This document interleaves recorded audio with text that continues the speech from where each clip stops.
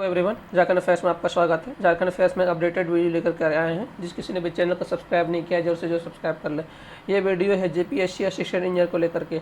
इसकी सुनवाई अभी झारखंड हाईकोर्ट में हो रही है। इसकी पहले सुनवाई एकल पीठ के पास थी, उसके बाद खंड पीठ के पास गई। खंड पीठ में अभी चीफ जस्टिस है जस्टिस रवि रंजन, तो उसकी सुनवाई के लिए भी झारखंड में जेपीएससी ने कुछ समय की मांग की है।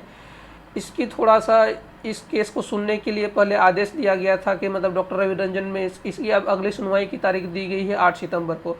इसमें कहा गया कि मतलब प्रॉपर रिजर्वेशन को फॉलो नहीं किया गया, और कहा गया है कि वैसे तो पीटी एग्जाम में आरक्षण का कोई प्रावधान नहीं है। मतलब अब थोड़ा सा इस केस को जिस तरह से वाद विवाद चल रहा है, जिस आधार पर केस किया गया, इस आधार पर अब चल रहा है कि ये केस अब ज़्यादा चल नहीं सकता है। तो क्योंकि ऐसा कोई प्रावधान नहीं है, कोटिवार आरक्षण का तो प्रावधान पीटी में है। आप जेपीएससी के रूल बुक को भी पढ़िएगा, तो जेपीएससी जो कोटिवार मतलब कैटेगरी वाइज, मतलब जनरल, ओबीसी, एससी और एसटी, उसमें कैटेगरी वाइज जो मार्कशीट जारी करता है, उसके जारी करने का रीज़न ही क्यों है? प्रीलिम्स में ऐसे मार्कशीट क्यों जारी करता है, मतलब रोल नंबर क्यों जारी करता है? क्योंकि कैटेगरी वाइज स्टूडेंट को शॉर्टलिस्ट किया जाता है।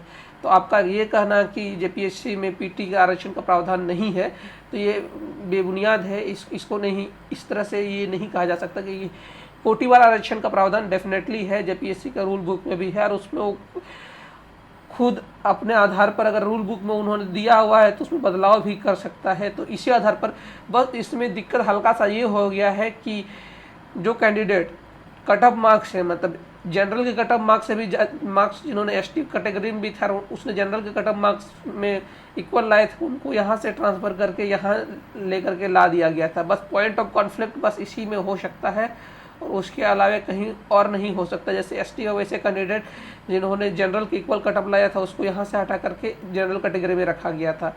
तो इस तरह का एक प्रावधान रखा गया था, मतलब जो आरक्षित श्रेणी के कुछ विद्यार्थियों को आरक्षण से सामान्य वर्ग की श्रेणी में रख दिया गया है। तो पॉइंट ऑफ कॉन्फ्लिक्ट बस यहीं पर हो सकता है। अदरवाइज ये पहला खंडपीठ ने इस याचिका खारिज कर दिया था। मतलब पहले एकल पीठ ने उस पर खंडपीठ के पास गया, 2 जजों के बाद बेंच के पास गया। 2 जजों की बेंच ने कुछ समय मांगा है उसी के लिए। तो मामला यही है कि प्रॉपर रिजर्वेशन को फॉलो नहीं किया गया। तो ऐसा कहना कि जेपीएससी में प्रीलिम्स में रिजर्वेशन का प्रावधान नहीं है, अगर रिजर्वेशन का प्रावधान नहीं है तो मार्कशीट जेपीएससी का कोई भी एग्जाम में कोटिवार मतलब कैटेगरी वाइज मार्कशीट कहीं भी जारी नहीं किया जाता। हमेशा उसमें कैटेगरी वाइज मार्कशीट जारी करने का कोई प्रावधान होता ही नहीं, क्योंकि जब भी जेपीएससी अपना मार्कशीट जारी करता है तो जनरल, ओबीसी, एससी और एसटी, तो प्रीलिम्स का जनरल प्रीलिम्स का हो तो उसमें इसी तरह से वो जारी करता है। तो इसकी अगली तारीख उन्होंने 8 सितंबर मांगी है, और कहा है कि इसके लिए थोड़ा सा उनको समय चाहिए। तो देखते हैं, समय मांगने का और एक कारण हो सकता है कि इस पर क्या जवाब दें कि जेपीएससी का चेयरमैन का पद भी खाली है, कि में भी ये कारण से भी इन्होंने समय मांगा है। लेकिन दूसरा कारण हो सकता है कि थोड़ा सा विचार विमर्श किया जाए, मतलब सरकार के तरफ से, क्योंकि रूल बुक को फिर से देखा जाए। लेकिन दोनों में से ऐसा लग नहीं रहा है कि इस प्रावधान को काटा जा सकता है, रिजर्वेशन वाले प्रावधान को काटा जा सकता है। रिजर्वेशन वाले प्रावधान को नहीं काटा जा सकता। जेपीएससी में रिजर्वेशन का प्रावधान है और पीटी एग्जाम में भी है, लेकिन एक तह तक है। मतलब